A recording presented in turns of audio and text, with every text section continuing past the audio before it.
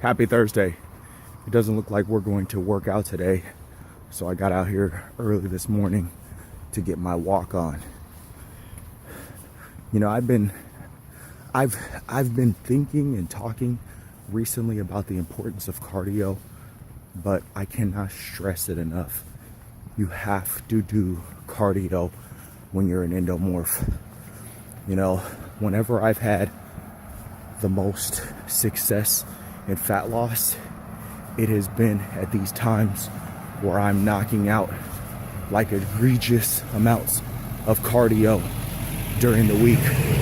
Usually full days on, several days on, full out cardio, and then taking the time to rest once I've completely depleted myself. I would say that it's been glycogen in the past, especially on the times during the times where I was lower carbohydrate. You know, you do cardio enough days in a row, and the muscles are just totally depleted. They need to rest.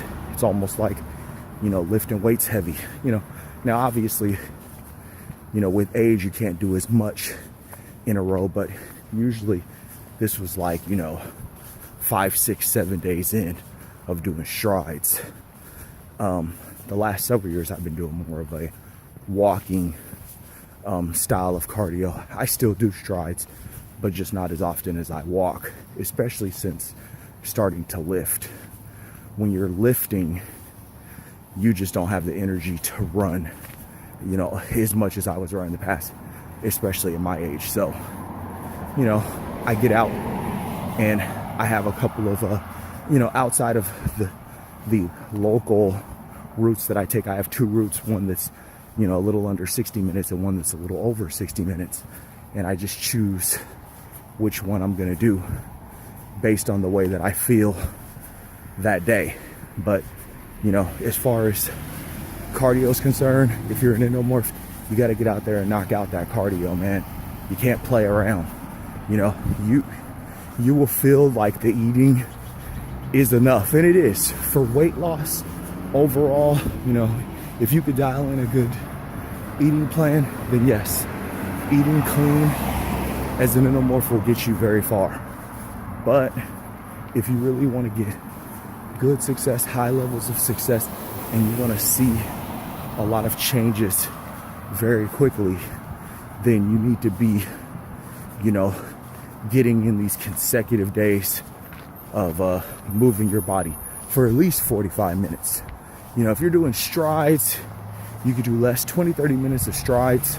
But if you're gonna walk, you have to walk for at least 45 minutes. And I'm not talking about some flat surface thing like we're on a track. I know a lot of people like to do this track walking.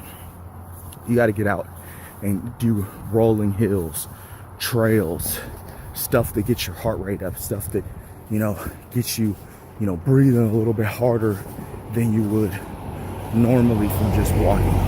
And you got to push yourself a little bit, you know, like time yourself, you know, start walking a trail and say, or a route or whatever, and say, hey, you know, how long did this take me today? Okay, can I beat this? Can I cut this down 5 minutes? You know, how fast can I get this done without necessarily having to run, you know, but walk the thing? You know, are there certain points where I can add in like a little jog, maybe a little uphill jog on you know, a couple times throughout the entire walk in order to, you know, get my heart rate up or get my body a little bit warmer so I can sweat more. You know, not that sweat burns fat. Just don't think that. But, you know, sweat does, you know, reduce weight, which I've talked about before. When you're sweating and you're reducing your weight, then over time, you know, the weight that you're carrying around when you exercise lowers, and it makes it easier on your ankles, knees, and joints, especially if you're heavier. So it's not a bad thing to cut, you know, water weight, you know, especially if you know that you're going to be very active going forward. You probably want to get as much water weight as you can off as soon as you can, but at the same time we're replenishing that water weight with, you know, with fresh water all the time. You know, you got to drink, you know, your gallon of water every day. But as I've said before, you can sweat out a lot of water by using sauna suits, by walking or running, by running a lot when it is warm, or, you know, jogging in a sauna suit, different things like that. And your weight will decrease very quickly, especially if you are doing it in a sauna suit. I feel like the sauna suit for an Endomorph is it's a requirement if you're trying to cut during the winter time. Now, I'm not saying that, you know, you can't do it without it. I'm just saying that it makes it a lot easier and it's very therapeutic for your body. But hey, it's your body, it's your life. I'm just giving you my ideas, but I'm going to continue on my walk. As I said, Endomorphs, look, you know, get out there, do a walk, move your body as much as you can, but you got to do cardio.